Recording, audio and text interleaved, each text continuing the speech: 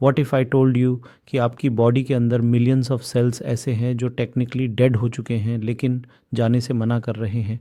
इन्हें कहते हैं ज़ॉम्बी सेल्स और यही हो सकते हैं एजिंग का असली रीज़न। नमस्कार, मेरा नाम डॉक्टर अनुपम है एंड आज हम बात करने वाले हैं why you feel older than your chronological age. Imagine आपके घर में कुछ गेस्ट्स आए हैं जो ना सिर्फ जाने से मना कर देते हैं बल्कि धीरे धीरे पूरे घर का बैलेंस बिगाड़ देते हैं। एग्जैक्टली यही प्रोसेस आपके बॉडी के अंदर हो रहा है silently every single day.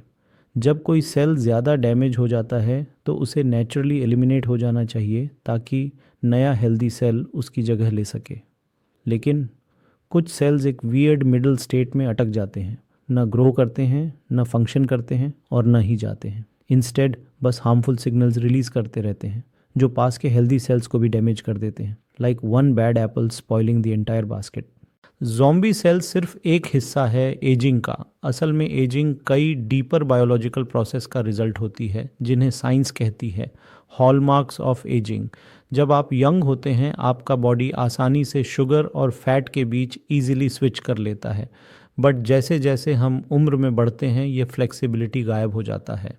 Result लगातार थकान, वज़न बढ़ना, लो एनर्जी, भले ही आप सब कुछ सही कर रहे हों। हर सेल के अंदर छोटे छोटे पावर प्लांट्स होते हैं जिसे माइटोकॉन्ड्रिया कहते हैं। यह फूड को एनर्जी में कन्वर्ट करते हैं। एज के साथ ये पावर प्लांट स्लो हो जाते हैं, कम एनर्जी ज़्यादा वेस्ट। इसीलिए छोटी छोटी चीज़ें भी ज़्यादा एग्जॉस्टिंग लगने लगती हैं।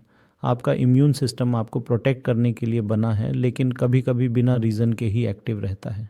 इससे बॉडी में एक कांस्टेंट लो ग्रेड इन्फ्लेमेशन बनी रहती है, जैसे फायर अलार्म बिना आग के भी बजता रहे। यह साइलेंट इन्फ्लेमेशन एजिंग को एक्सेलरेट करता है। एज के साथ हार्ट फंक्शन भी चेंज होता है। हार्ट का काम सिर्फ पंप करना ही नहीं होता, उसे प्रॉपरली रिलैक्स भी करना होता है ताकि नेक्स्ट स्टेप के लिए एफिशिएंटली फिल हो सके। जब यह रिलैक्सेशन कम हो जाता है तो सेम काम करने के लिए हार्ट को ज़्यादा मेहनत करनी पड़ती है। कन्वेंशनल मेडिसिन अक्सर सिम्टम्स ट्रीटमेंट करती है। जॉइंट पेन के लिए एक पिल, एनर्जी के लिए दूसरी, हार्ट के लिए तीसरी। लेकिन असली क्वेश्चन कोई नहीं पूछता, why is the body ageing fast in the first place. At the centre for optimum health we take a different approach. हम गेसवर्क नहीं करते, हम मेजर करते हैं। आपका माइटोकॉन्ड्रियल फंक्शन, आपका इन्फ्लेमेटरी लोड, आपकी बॉडी कंपोजिशन, ताकि हम समझ सके आपकी बायोलॉजिकल एज क्या है, सिर्फ कैलेंडर एज नहीं। दो पेशेंट दोनों की एज 50 ईयर्स हो सकती है, लेकिन एक की बायोलॉजिकल एज 40 ईयर्स जैसी हो सकती है और दूसरे की 60 ईयर्स जैसी। एज सिर्फ टाइम नहीं है, इट्स बायोलॉजी। जब हमें समझ आ जाता है कि एजिंग आपके बॉडी में कैसे हो रही है तब हम एक टारगेटेड प्लान बनाते हैं।